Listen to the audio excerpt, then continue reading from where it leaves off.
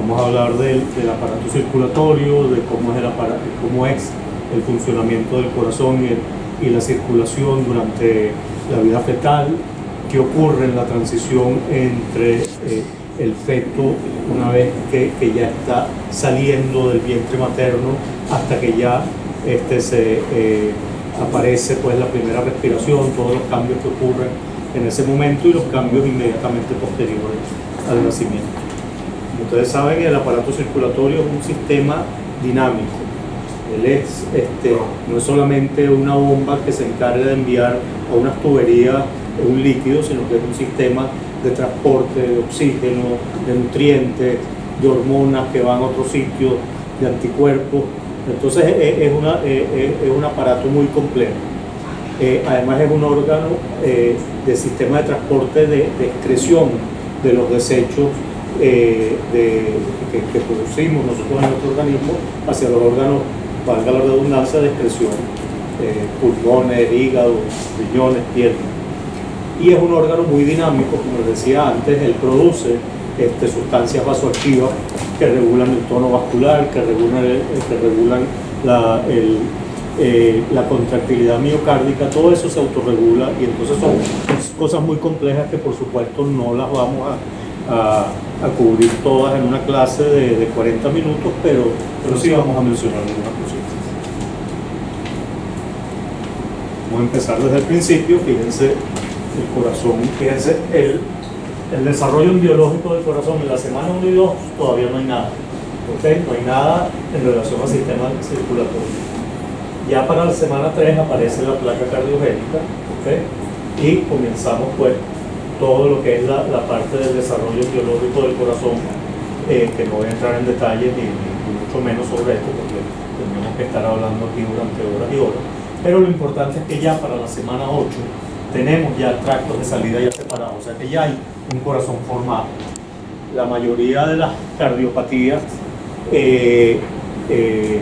estructurales se generan en este rango entre la semana 6 y la semana 8.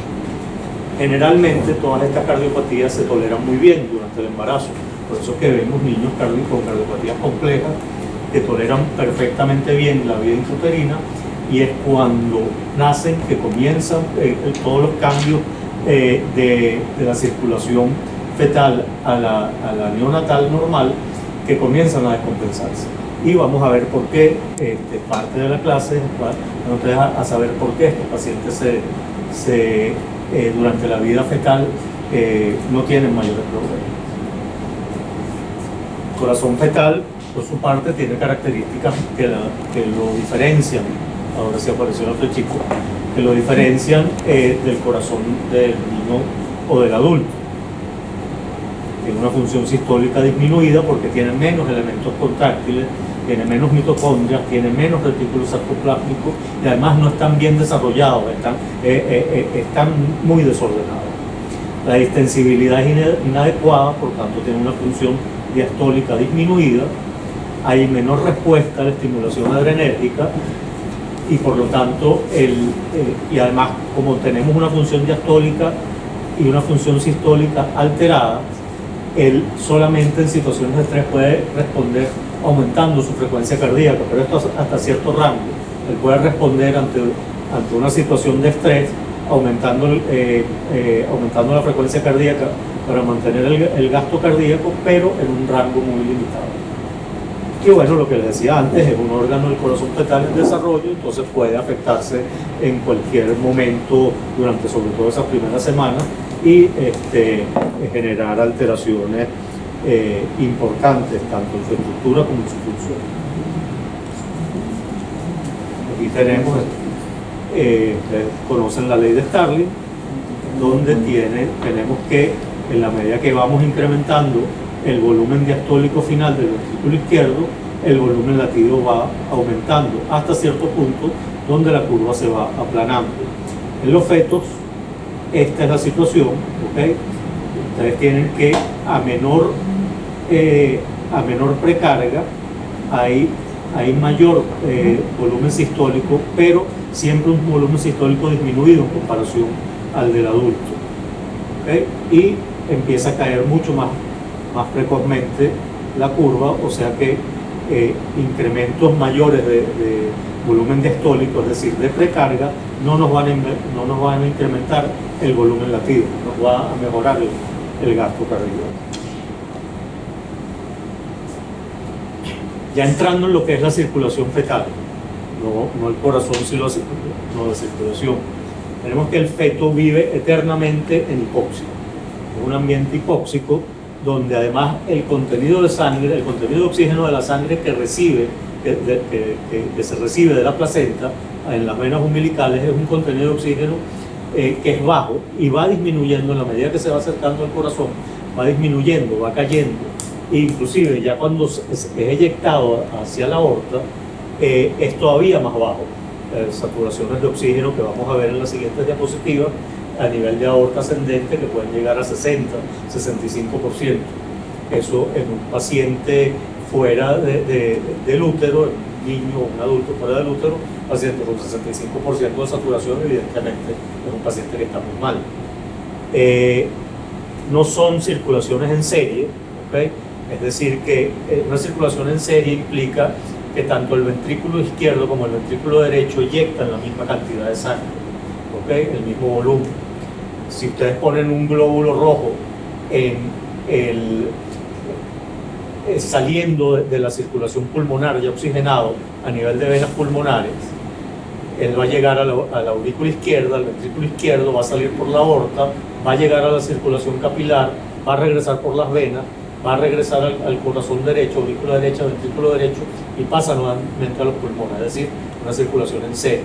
Aquí no, aquí son dos circulaciones que están en paralelo, con puentes, con comunicaciones que vamos a ver ahora, que son las que nos permiten además que estos pacientes con cardiopatías a veces casi que incompatibles con la vida intrauterina durante la vida fetal no tengan ningún problema. Y es esa alta tolerancia que vemos aquí en la parte de abajo de la diapositiva a las malformaciones graves, lo que nos permite pues, todas estas características de la circulación en paralelo. Lo que les mencionaba antes, las saturaciones, fíjense a nivel de vena umbilical, que es la que recoge la sangre la sangre no, que recoge el oxígeno y los nutrientes de la placenta, 80-85% de saturación de oxígeno. Ya cuando estamos en cava inferior, 65%, en aorta ascendente 60% y en aorta descendente 55%. ¿Por qué es esto? Aquí tenemos lo que es la circulación fetal. Fíjense, esta diapositiva quiero que se la graben bien. Vamos a tardarnos todo el tiempo que sea necesario. Esta es la vena umbilical, ¿okay? Aquí están las arterias, ¿okay? Dos arterias, una vena. Viene de la placenta, donde recogió oxígeno, recogió nutrientes, anticuerpos, etc. Todo lo que a ustedes se les ocurran que pueda recoger. Ella viene, la vena umbilical, se une a la vena cava inferior, ¿okay? Aquí tenemos 80% de saturación, pero a nivel de vena cava inferior se consigue la sangre que viene de la circulación mesentérica por la vena porta, que es sangre venosa, sangre no oxigenada, entonces hay una primera caída, ¿okay? En la saturación de oxígeno. Fíjense que antes de entrar al corazón ya tenemos alrededor del 65% de oxígeno. Hay una situación muy peculiar, que es que hay un primer cortocircuito acá, que es el conducto venoso. El conducto venoso es simplemente una comunicación que hay entre la vena umbilical y la vena cava inferior, que transporta la mayor parte de la sangre que viene con oxígeno desde la placenta. Y esa sangre que viene a través del conducto venoso, casi completamente en lo que llega a la aurícula derecha, pasa a la aurícula izquierda a través del foramen oval.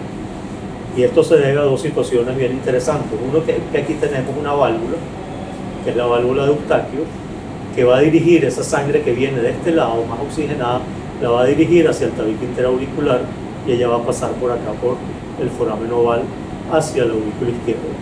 De ahí va a pasar al ventrículo izquierdo y va a salir por la aorta la sangre entonces con mayor contenido de oxígeno.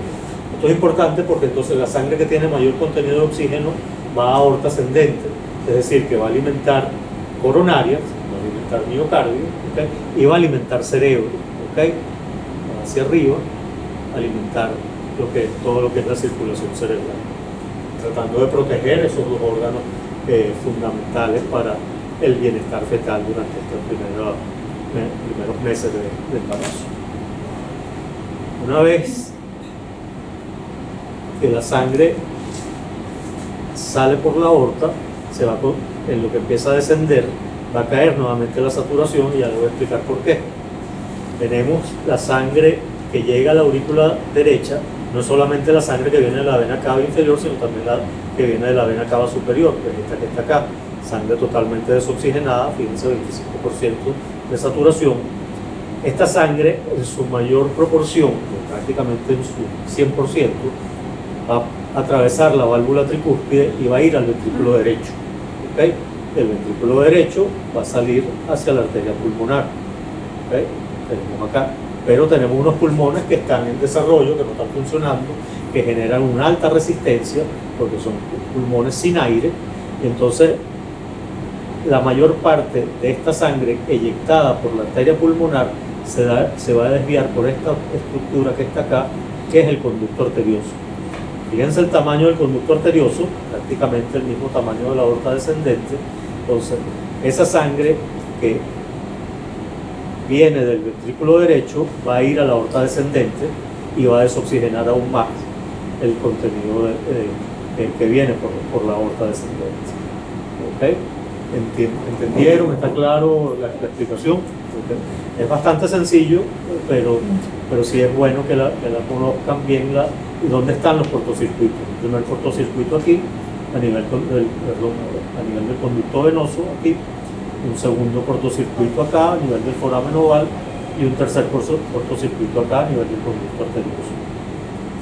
Esas tres estructuras son las que nos van a asegurar que hay un intercambio de sangre a nivel de las dos circulaciones, pulmonar y sistémica, y esto va a permitir que cardiopatías complejas, como lo vamos a ver más adelante, puedan sobrevivir sin mayores problemas a todo el embarazo.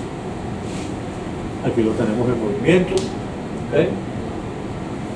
La sangre que viene de la placenta, conducto venoso, llega a la aurícula derecha, aurícula izquierda a través del foramen oval, sale por la aorta.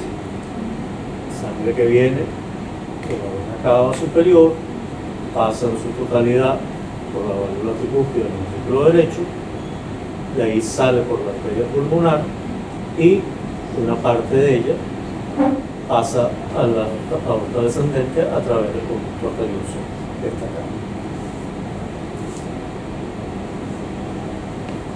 Lo que les explicaba antes, la mayor proporción de sangre oxigenada que eyecta el corazón va hacia esta estructura que está acá, que es la aorta ascendente.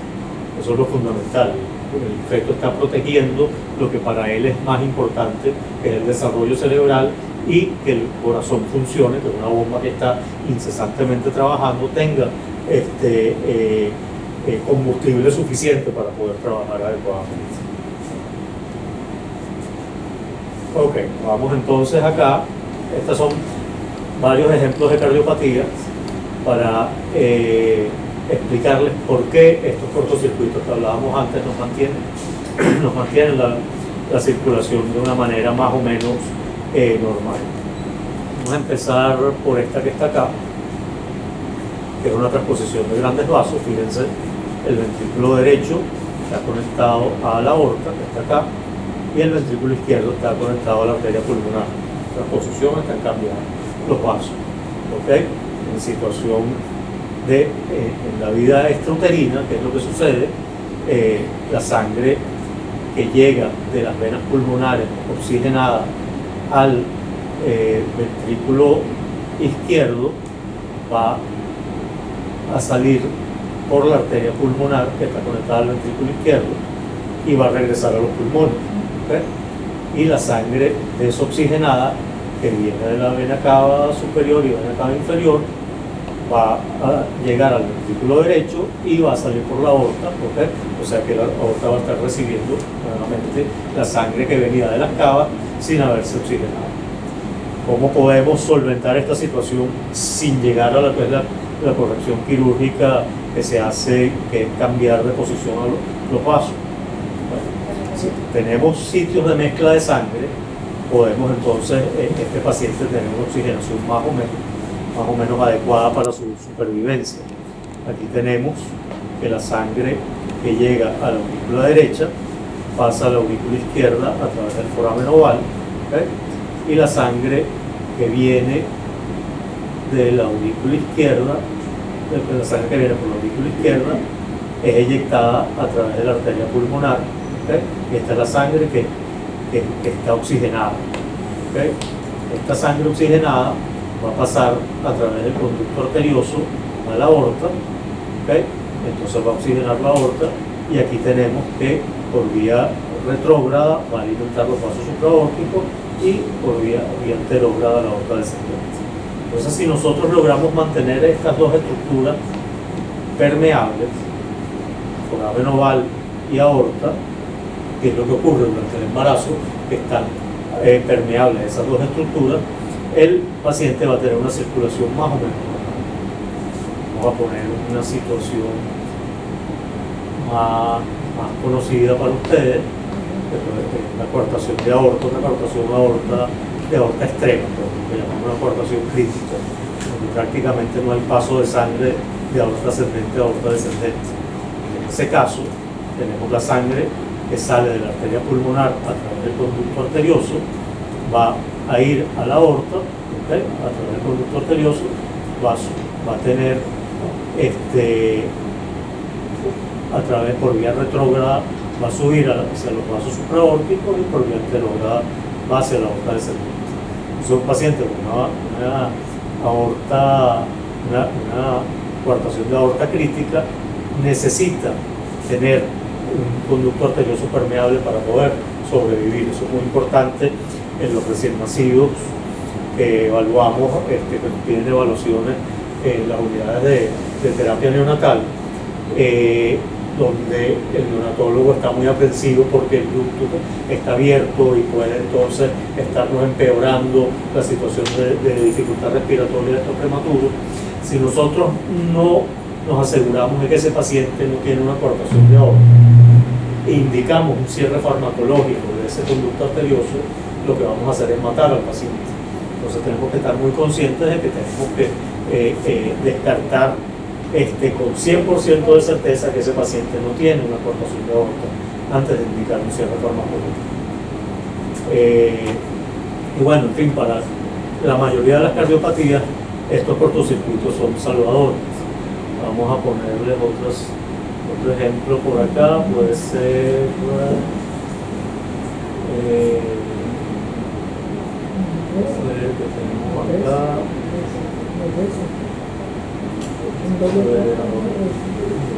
Ok, esto es una tetraloguía del falo. Este es un corazón izquierdo hipoplásico. Acercarme aquí. No, eso es una. Sí, eso es una atresia. Es un corazón izquierdo hipoplásico. Una atresia. Sí, una atresia mitral con atresia de aorta. Fíjense. Entonces acá, esa es la cardiopatía más extrema que tenemos, la más difícil de manejar y la de peor pronóstico hoy en día. Quizás de todas las cardiopatías, la mayoría hoy en día tienen soluciones quirúrgicas adecuadas. El corazón izquierdo hipoplásico es todavía una cardiopatía que es un dolor de cabeza para todos, cirujanos, cardiólogos, padres de estos niños, y generalmente son diagnósticos prenatales que entonces el dolor de cabeza empieza mucho antes. Fíjense que en estos pacientes, donde no hay circulación al ventrículo izquierdo y no hay circulación a la aorta, la arteria pulmonar es muy dilatada con un conducto arterioso muy grande que hace las veces de aorta ascendente y envía la sangre al cerebro y al resto de la circulación. Entonces, estos cortocircuitos son salvadores durante la vida fetal, inclusive para cardiopatías que hasta hace poco las considerábamos totalmente incompatibles con la vida. Otra característica también bien peculiar de la circulación prenatal, la circulación fetal, es el tipo de hemoglobina que tenemos en estos pacientes. La hemoglobina predominantemente es de tipo fetal, ¿okay? No la hemoglobina del adulto. Entonces la curva de disociación de la hemoglobina es diferente. Fíjense, esta es la curva de disociación de la hemoglobina fetal. ¿Esto qué es lo que nos quiere decir? Que la hemoglobina fetal se oxigena más fácilmente. Con presiones de oxígeno menores, el contenido de oxígeno de la hemoglobina es mayor. Fíjense, la curva está desplazada hacia la derecha. Esto es ventajoso porque si estamos con un feto que vive en un ambiente hipóxico, entonces es bueno que tenga una hemoglobina captadora de oxígeno que sea buena captadora de oxígeno. La contrapartida de esto es que así como es buena captadora, es muy pichirre para donar el oxígeno. Entonces no es tampoco esto una situación ideal en medio de una situación de estrés fetal, de sufrimiento fetal o en medio de una cardiopatía compleja. Pero esta es otra de las características de la circulación fetal, que la diferencia de la circulación de niños más grandes y de los adultos. Ahora bien, ¿qué ocurre en el momento en que el niño sale del vientre materno? Empiezan a aparecer rápidamente una serie de cambios que trastornan completamente lo que era la circulación fetal y son cambios drásticos, algunos reversibles, otros no, otros son irreversibles, pero son cambios que deben llevar una secuencia para llegar a lo que es la circulación del niño más grande o de un adulto, la circulación normal. Entonces tenemos que con la primera respiración, en lo que es el bebé nace, tenemos que ocurre la primera respiración y al clampear el cordón umbilical ya tenemos que también tenemos la eliminación de la placenta. Entonces esto nos ocasiona que las resistencias pulmonares disminuyan bruscamente 5 a 10 veces y que las resistencias sistémicas aumenten. Antes teníamos una circulación sistémica que era de baja presión porque era la placenta, lo que era el órgano final de esa circulación sistémica. Ahorita vamos a tener una resistencia de alta presión porque ya es la circulación sistémica normal del niño grande o del adulto, o sea, aumenta la resistencia sistémica. Es lo que nos va a producir esto, aumento de presiones del lado izquierdo y disminución de presiones del lado derecho del corazón. Y comienza el cierre funcional de los cortocircuitos, del conducto arterioso y del foramen. Aquí tenemos entonces la circulación como les hablaba antes, esto ya lo hablamos en la diapositiva anterior, ya esto ustedes lo conocen, y lo que ocurre en la situación postnatal. El feto comienza a respirar, se expanden los pulmones, ¿okay? Bajan las resistencias, entonces cae la presión dentro de la aurícula derecha y aumenta la presión dentro de la aurícula izquierda porque eliminamos la placenta, que era una situación, era de baja resistencia, un órgano de baja resistencia, a tener una resistencia incrementada, una resistencia periférica incrementada, producto de ya la circulación, la circulación sistémica normal. Entonces, aumentan las presiones de este lado, disminuyen las presiones de este lado, y el foramen oval entonces se cierra funcionalmente. El foramen oval es una especie de flap, una ventanita, entonces al tener la presión del lado izquierdo más alta, va a cerrarse, ¿okay? Pero es un cierre funcional. Cualquier situación que haga que la presión del lado izquierdo disminuya, pero la presión del lado derecho aumente, va a hacer que el foramen oval nuevamente vuelva a abrirse. Y el conducto arterioso, al empezar el paciente a aumentar su oxigenación, ese conducto arterioso comienza a presentar vasoconstricción, porque el estímulo para que haya vasoconstricción del conducto arterioso es precisamente ese, el oxígeno. En lo que empezamos a respirar, el conducto arterioso comienza a disminuir de tamaño hasta cerrar funcionalmente. Ese cierre es primero por vasoconstricción y después al tiempo sí se va a necrosar completamente el conducto arterioso y ya va a quedar totalmente impermeable. Entonces tenemos, en resumen, lo que veíamos en las diapositivas, hay una caída de las resistencias pulmonares con la primera respiración, un aumento de la resistencia sistémica con la separación de la placenta, el cierre funcional del foramen oval y del conducto arterioso y, por supuesto, el cierre del conducto venoso. ¿Qué ocurre con las resistencias pulmonares? Como hablábamos antes, caen con la primera respiración y comienzan a disminuir progresivamente en las primeras semanas. Ya para la tercera semana de vida aproximadamente ya las resistencias pulmonares son normales. Pero situaciones como sufrimiento fetal, hipoxia, hipercapnia, acidosis, exceso de catecolamina van a impedir que esas resistencias pulmonares disminuyan de la manera fisiológica en que deberían disminuir. Cuando esto ocurre, podemos estar ante la presencia de una situación que se llama persistencia del patrón fetal. Vemos que hipoxia, hipercapnia, acidosis e hipotermia nos van a producir vasoconstricción pulmonar.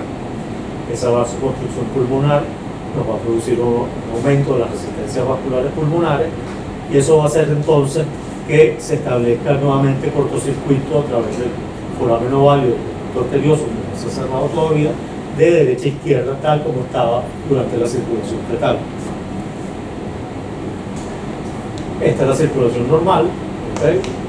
Y fíjense la circulación en la persistencia del patrón fetal, la sangre desoxigenada cuando es eyectada hacia la circulación pulmonar, tiene unas resistencias pulmonares elevadas, entonces se desvía tal cual lo hacía durante la vida fetal a través del conducto arterioso y nos va a desoxigenar la aorta.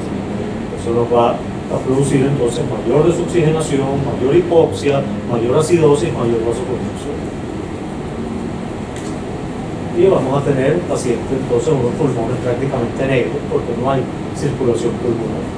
¿Okay? El paciente intubado, ¿okay? Y prácticamente no hay flujo de sangre hacia el cuerpo, totalmente negro. Okay, fíjense, este es el conducto arterioso inmediatamente después del nacimiento. Este es el ventrículo derecho, esta es la arteria pulmonar, esta es la aorta descendente. Fíjense el tamaño del conducto arterioso. Parece la aorta, ¿verdad? Parece un callado aorta. Sin embargo, ya unas horas después, fíjense cómo, producto del estímulo de la oxigenación, el conducto arterioso ya está prácticamente cerrado. Entonces, el estímulo para el cierre del conducto arterioso es la vasoconstricción producida por el aumento de oxígeno. Pero, nuevamente, hipoxia, acidosis, sobrehidratación, muy importante cuando estamos tratando recién nacidos, van a impedir su cierre o van a producir que se reabra. Porque como hablábamos antes, con un cierre que es funcional, él puede, una vez que se cierra, volver a abrirse. Lo debemos mantener permeable en ciertas situaciones, ¿okay? De cardiopatías dependientes de la circulación bucal, como la vimos antes en las gráficas que presentamos antes, y cuando tenemos problemas de dificultad respiratoria, de recién nacidos pretérminos, sobre todo con síndrome de dificultad respiratoria, donde el conducto arterioso está enviando mucha sangre hacia la circulación pulmonar, unos pulmones con una sobrecarga circulatoria producto de la permeabilidad del conducto, entonces recurrimos al cierre farmacológico, al cierre quirúrgico o al cierre percutáneo. El cierre farmacológico, como ustedes saben, hoy en día utilizamos más que todo el ibuprofeno, antes utilizábamos indometacina, pero también se puede usar acetaminofén, básicamente pues antiinflamatorio no esteroideo. El cierre quirúrgico se puede hacer en la unidad de terapia neonatal, no hay que llevar al paciente a quirófano, sino que el cirujano lo puede hacer en la misma unidad de la terapia neonatal, que se hace por vía lateral, por el lado izquierdo, por vía lateral, y le colocan un clip en el conducto arterioso y una cirugía que es relativamente rápida. Y también, que es lo más reciente, que es lo que se está haciendo y que gracias a los avances de tecnología en la fabricación de catéteres cada vez más minúsculos, hoy en día también, y ya están dispositivos aprobados para ello, se puede realizar cierre percutáneo del conducto arterioso en recién nacidos pretérminos. Fíjense, por ejemplo, aquí viene un catéter por la vena cava inferior, llega a la aurícula derecha, pasa al ventrículo derecho, atraviesa la arteria pulmonar, atraviesa el conducto arterioso y baja por acá, por la aorta. ¿Okay? Aquí lo tenemos. Aquí está el conducto arterioso, aquí en la lateral. Vemos entonces, aquí se inyectó. ¿Okay? Esta es aorta descendente, esta es la arteria pulmonar. Y fíjense el tamaño del conducto arterioso: 11 milímetros, ¿okay?, de diámetro. O sea, prácticamente, como decía antes, el tamaño de la aorta en su callado, en la aorta transversa. Y aquí tenemos el dispositivo ya colocado. ¿Okay? Fíjense, aquí está. Y por Doppler se ve que está completamente cerrado el conducto arterioso. Aquí tenemos el paciente A con el conducto arterioso abierto, un recién nacido pretérmino, antes de que se le cierre el conducto arterioso. Y fíjense acá, aquí está el dispositivo, y fíjense la diferencia en la congestión pulmonar de este paciente. ¿Okay? Aquí unos pulmones prácticamente blancos, con mucho edema pulmonar, y fíjense aquí ahora la gran diferencia que hay. ¿Okay? Entonces, hoy en día el cierre de los conductos arteriosos puede realizarse ya por vía percutánea, inclusive en recién nacidos pretérminos, inclusive pretérminos extremos de 600, 700, 800 gramos de peso se puede realizar. Este es el dispositivo, miren el tamañito. Esta es una moneda de 25 centavos de dólar y miren el tamaño. Milimétrico.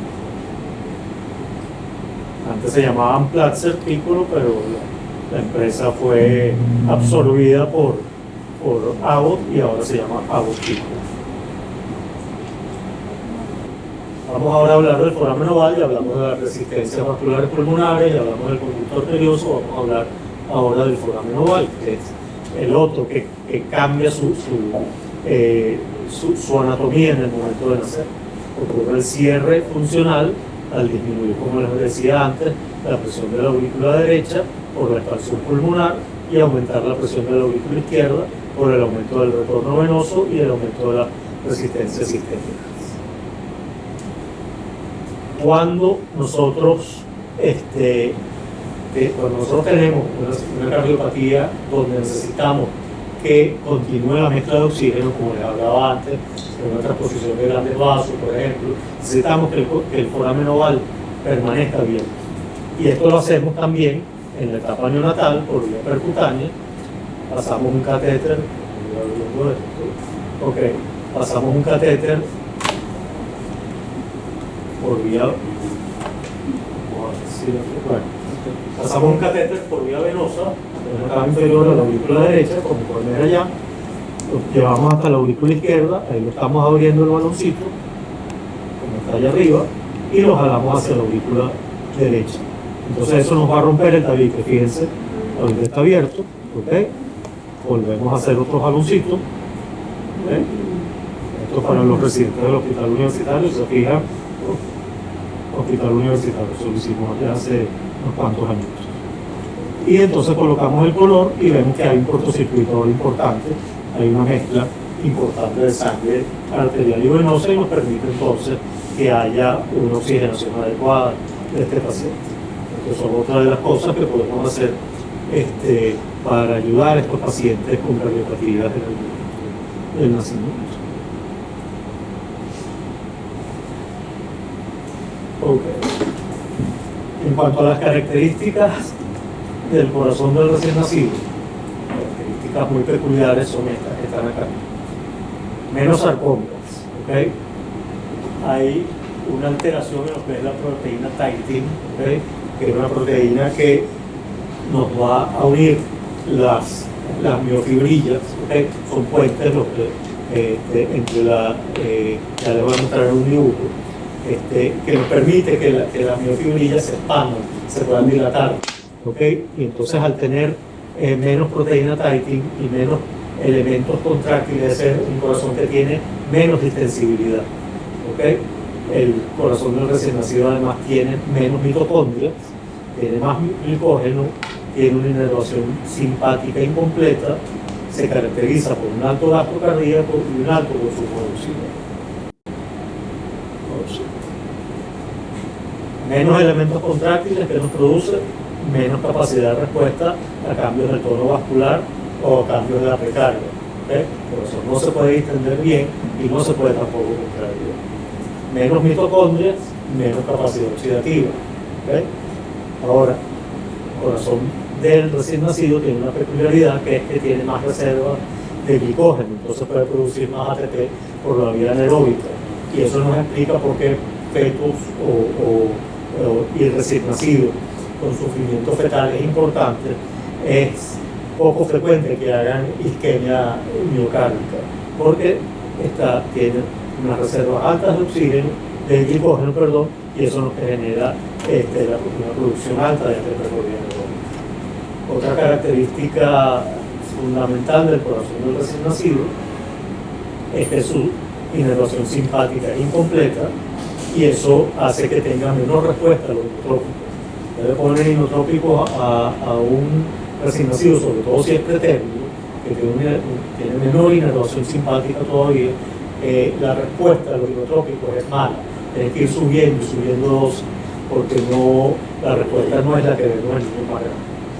Y además la inervación parasimpática sí es completa, y a las 28 semanas de gestación ya está la inervación parasimpática completa, y esto nos explica parcialmente por qué estos recién nacidos y sobre todo los pretérminos ante situaciones de estrés responden con bradicardia y no con taquicardia. Esta es la proteína TITIC que les decía. Estos son estudios, descubrimientos de relativamente pocos años. Ella une los filamentos delgados con los filamentos gruesos y permite entonces que haya una expansión, una distensibilidad de las miofibrillas. Pero en los recién nacidos, esta proteína todavía no se ha desarrollado adecuadamente, y entonces impide que haya una distensibilidad adecuada. El recién nacido tiene además un gasto cardíaco elevado, que puede llegar hasta 200 mililitros por kilo por minuto, con un alto consumo de oxígeno, que es de 6 a 8 mililitros por kilo por minuto. Este gasto cardíaco disminuye rápidamente, en los primeros minutos comienza a disminuir, y el consumo de oxígeno, fíjense que es un consumo de oxígeno elevado, 6 a 8 mililitros por kilo por minuto si lo comparamos con el del adulto, que es de 4 a 5. Aquí tenemos en esta diapositiva, fíjense cómo tenemos un gasto cardíaco en lo que sale el bebé en la sala de parto de 190 mililitros por kilo por minuto, pero ya después post-transicional, ya a la hora, 2 horas del nacimiento, ya cayó a 156. ¿Okay? Fíjense cómo el diámetro del ventrículo izquierdo comienza a aumentar, de 5.2 ya aumenta a 5.4, por lo que les mencionaba antes, aumenta el retorno venoso pulmonar, y entonces aumenta la presión a nivel de la aurícula izquierda, porque aumenta el volumen de sangre que está recibiendo, y entonces eso incrementa el volumen ventricular izquierdo. ¿Por qué estos recién nacidos tienen este alto consumo de oxígeno? Recuerden que ellos nacen y tienen que empezar a generar calor. ¿Okay? Ellos están en un ambiente térmico donde no tienen que generar calor porque están dentro del vientre materno y salen generalmente a un área que además es muy helada, porque nuestras salas de parto son todas muy frías. Entonces él tiene que empezar a generar calor, y es por eso que tiene que tener que tiene un alto consumo de oxígeno, y él tiene que tener un gasto cardíaco adecuado. Y cierro con esto. Eso es de Rocketman